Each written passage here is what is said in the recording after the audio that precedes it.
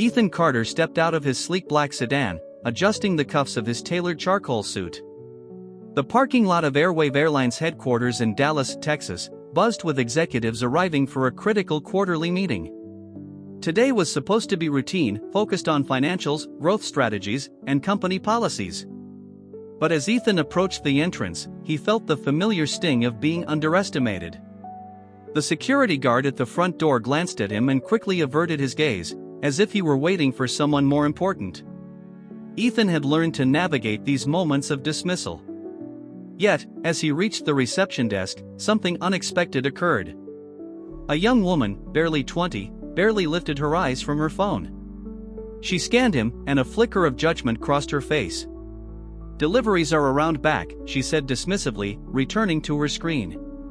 Ethan's expression remained neutral, but his grip on his briefcase tightened. "I'm not here for a delivery," he replied, keeping his tone steady. The receptionist shot him another quick glance, her lips curling into a condescending smirk. "Maintenance requests are handled online." Ethan blinked, astonished. "I'm here for the shareholders' meeting," he clarified, his patience beginning to fray. The air in the lobby shifted. The receptionist's smile faded, and several employees nearby turned their conversations down, intrigued. A man in a navy suit, a mid-level manager, glanced between Ethan and the receptionist, curiosity mixed with something deeper. The receptionist hesitated before reaching for the desk phone. "Let me confirm that." Ethan knew exactly what was about to unfold. When people couldn't reconcile their assumptions with reality, hesitation followed. A middle-aged man wearing an Airline's blazer approached, glancing between them. "Is everything all right?" he asked, directing his question at the receptionist. She hesitated, then replied, "He says he's here for the shareholders' meeting." The man's expression shifted as he turned to Ethan, brows lifting in surprise. "And you are?" "Ethan Carter," he stated firmly. The reaction was immediate, the man's face paled, and Ethan could almost hear the gears turning in his mind. His name held weight here. Ethan had dedicated over 15 years to Airwave, flying complex routes and investing millions into the company. Yet, in that moment, none of that seemed to matter. I apologize, Mr. Carter. There must have been a misunderstanding."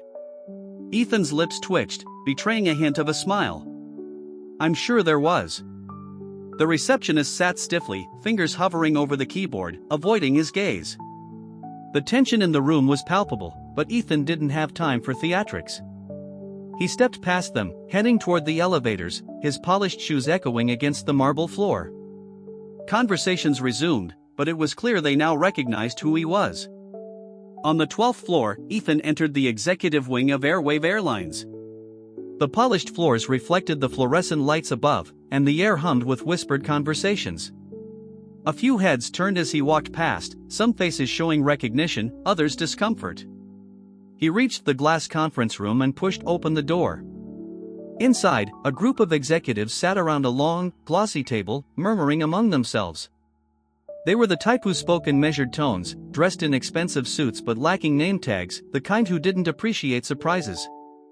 At the head of the table, Sarah Mitchell, the chief operating officer, was in mid-sentence when she noticed Ethan walking in. Her eyes widened with barely concealed confusion. "Mr. Carter," Sarah recovered quickly, clearing her throat. "We weren't expecting you." Ethan pulled out a chair and sat down, placing his briefcase on the table. "Why not?" he asked, his voice smooth.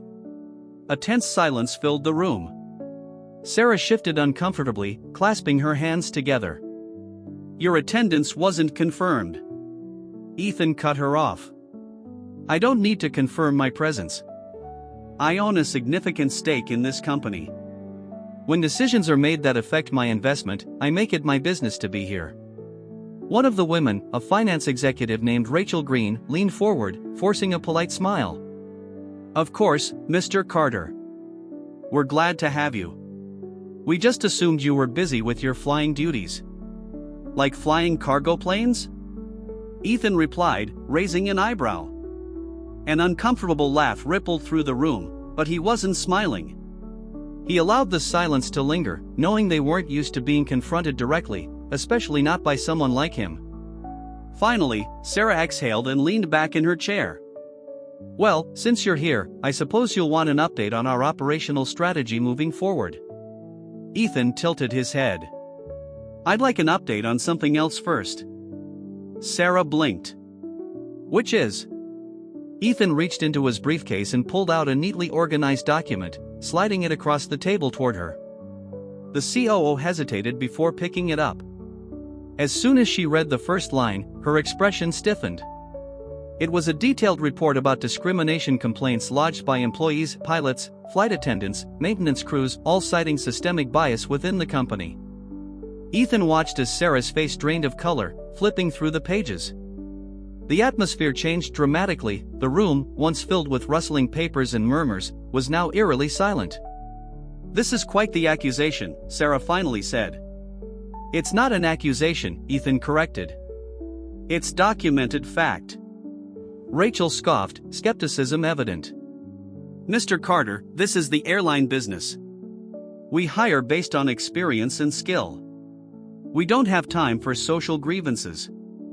Ethan leaned forward, resting his elbows on the table. So you're saying the complaints from your own employees are just grievances? If these complaints were from your children, would they still be just grievances? Rachel fell silent. Ethan straightened. I suggest you take another look at that report, because this isn't just an internal matter anymore. Sarah frowned. What do you mean? I mean, I've been observing this company from the inside for years. I've seen how you promote, evaluate, and dismiss employees. And I've had enough. The room tensed further. All right, Mr. Carter.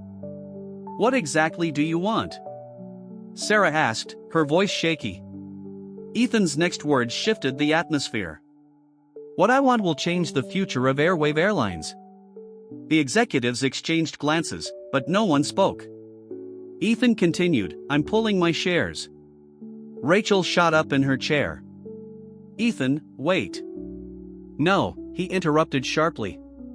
You had your chance. I invested in this company because I believed in its potential. But all we've built is a facade over a rotten foundation.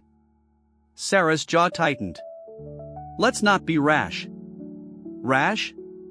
Ethan echoed, tapping the stack of reports. Ignoring these issues for a decade was rash. Treating pilots like me as expendable was rash.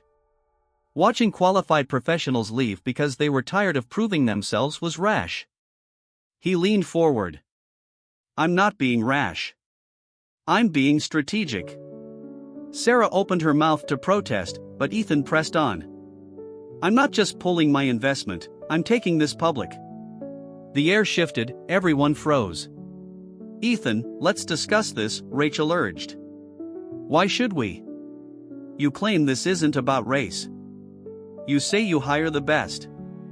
So what's the problem? Ethan continued, if there's nothing to hide, you wouldn't care who saw this data. The fact that you don't want it to get out tells me everything I need to know. Sarah exhaled sharply. Ethan, listen. Airwave is expanding. We have a reputation to uphold. Do you know what happens if investors get spooked? Oh, I know exactly what happens, Ethan replied, unwavering. I've already spoken to several key investors, he said, his voice steady. Some are just as appalled as I am, while others care only about their bottom line. Silence filled the room as Ethan watched the realization dawn on their faces. The decision had already been made. I suggest you start drafting statements now, he said, shutting his briefcase. Because once this hits the press, Airwave will be in freefall. As Ethan walked out, he heard Sarah call after him. Ethan, wait. Ethan paused, looking back. You had another way, you just chose not to take it. What came next marked the beginning of Airwave's downfall. By the time Ethan stepped out of Airwave Airlines headquarters, the wheels were already in motion. The first investor call came before he even reached his car. Thomas Klein, a major shareholder, wanted to know if the rumors were true. They're true, Ethan said plainly. And I guarantee it's going to get worse. How much worse? Thomas inquired. Give it 48 hours. That evening, a confidential leak hit multiple news outlets. An unnamed source tipped off Bloomberg, Forbes, and CNN about the racial discrimination report within Airwave. The headlines were damning. Whistleblower reveals Airwave Airlines' history of bias in hiring and promotions. The stock market reacted swiftly. By noon the next day, Airwave shares had dropped 14%, a blow no one in the company had anticipated. Panic set in, executives scrambled to contain the fallout, but it was too late. The story had gone viral, with employees sharing their experiences on social media. Then came the lawsuits. By the end of the week, 3 former employees had filed discrimination claims against Airwave, and legal analysts were predicting a class action suit. Ethan watched it all unfold. The press conference that sealed Airwave's fate was a spectacle. Reporters crowded outside the headquarters, cameras flashing as Sarah stepped up to the podium, visibly shaken. "Good afternoon," she began, her voice tight. "I want to address the recent allegations regarding our hiring practices. Let me be clear, our company does not, and will never, tolerate discrimination." Ethan almost laughed as Sarah read from a prepared statement. "We are conducting a thorough investigation and have engaged an independent review board." Translation: "We got caught, and now we're scrambling." Then a reporter interjected, "Are you aware that multiple Airwave employees have confirmed their experiences of discrimination? Are you calling them liars?" Sarah hesitated.